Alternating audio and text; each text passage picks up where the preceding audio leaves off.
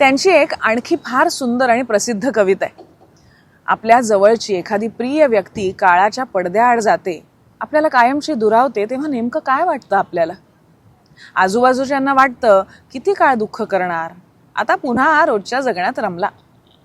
पण आपलं मन मात्र सतत त्याच्या आठवणीत रमलेलं असतं. अशाच भावावस्थेविषयी सरांची ही किती सुंदर कविता आहे बघा.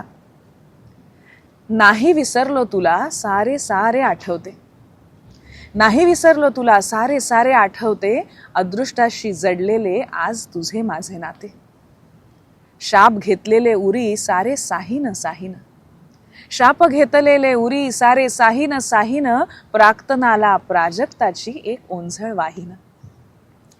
माझ्या मुक्या आसवांचे सर डोळा लपवीन, माझ्या मुक्या आसवांचे सर डोळा लपवीन, तुझ्यासाठी ठेवीन मी इंद्रधनुची कमान.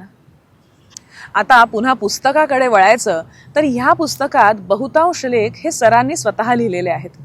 बहुतेक लेख हे त्यांच्या आयुष्यात आलेल्या साहित्य क्षेत्रातील मंडळींवर आहेत आणि 2 लेख सरांवर आहेत. त्यांचे एक सुपुत्र आणि कवी असणारे नितीन तेंडुलकर यांचा एक लेख आहे आणि त्यांचे खूप काळ सहकारी असणारे प्रदीप कर्णिक यांचा एक लेख आहे. आता हे सगळं समजून घेण्यासाठी पुस्तक मिळवून वाचावंच लागेल, हो की नाही? मग त्यासाठीची लिंक अर्थात संकेत दुवा सोबत देतो आहोत. आता ह्या पुस्तकात वाचता वाचता मी जिथे रमले अशी 2 उदाहरणं सांगते. अर्थातच सचिन विषयी काही वाचायला मिळेल का अशी उत्सुकता होतीच.